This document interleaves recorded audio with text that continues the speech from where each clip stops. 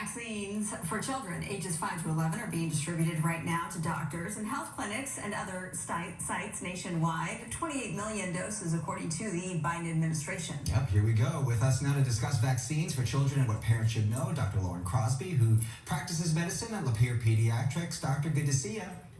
Hi, nice to see you guys. So here we go. It's decision time for parents, right? I imagine it's being met with both excitement for many parents and dread for other parents. What are you hearing at your practice? Yeah, I mean, I have to say we're fortunate that at our office, most parents want it. And the phone calls started yesterday and overnight and all morning, and emails about should we do it and where should we get it. Those are kind of the big ones I'm getting right now.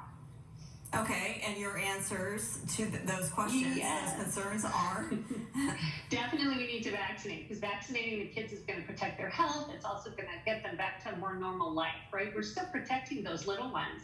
You know, they have to mask and they need to distance and they have to be more careful. So, and the families around them then have to be more careful. So everyone's a little more restricted because they're so worried about the littles getting sick, and also those littles can spread it. And spread it to littler kids, immunocompromised, older people. So we've talked about that before and why it really is important to get this group. And it's also just going to let them maybe have a little bit better holiday season. You know, there's going to be a lot of travel, so we're worried there's going to be a surge coming because of that. So they really need to get it. And we do know there's a lot of data now to show that there's safety. We've given lots of doses all over the world, and you know, in the testing that's been done on the kids for the Pfizer vaccine, they had mild or moderate effects that went away within 2 days, very similar to what we've been seeing with everyone age 12 and up. So obviously parents are out there, they're just trying to do the best for their kids, what's best, right? They're making their own risk assessments, and you talk about how it could minimize some symptoms, but at the same time, you know, there are stories out there. Mayor Eric Garcetti, as an example today, was vaccinated and he still got COVID-19. So many parents may wonder, how effective are these vaccines? So what do you tell them when you have these doubts from parents that, you know, it might not be effective, and, you know, I hear that my kid's not really going to get sick? Well, they have shown that this vaccine in the kids has been 91% effective in getting symptomatic disease. So we have good data on that. And we also know that though we have seen adults that get COVID, they're not getting hospitalized and dying. So again, that's our main outcome, is we want to keep people from having very serious disease, and we want to keep them out of the hospital.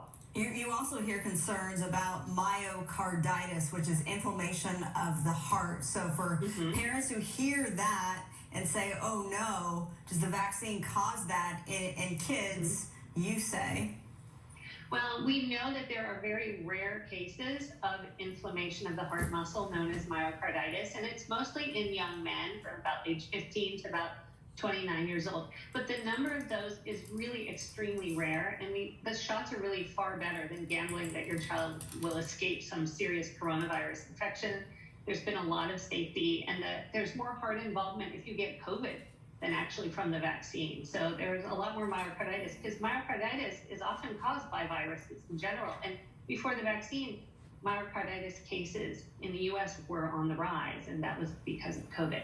So the risk is low. There were some really good studies also from Israel talking about the risk of 54 cases of myocarditis in 2.5 million. So super low, and they recover. They're not dying from this. They actually aren't very sick, and they get better. We have less than a minute here, Dr. Crosby. Marla showed us a study yesterday about this interesting study about breastfeeding, and how if you had the COVID shot or you had some immunity, that you could actually pass this immunity on from breastfeeding to your child. What's your take on that? Well, we know that it does pass through breast milk, but we don't know really how much, and we don't know how effective that immunity is. So maybe it will prevent severe disease, but we really don't have any data even on that, or if it'll prevent disease at all. So it might, but it's being studied, so we can't really say for sure. We know in general, of course, breastfeeding is always good when you can do it, and there may be some benefit to doing that, but we don't know the data of how beneficial it is yet. All right, you're always so knowledgeable, and we appreciate your valuable time, Dr. Lauren Crosby. Thank you so much. Thank you.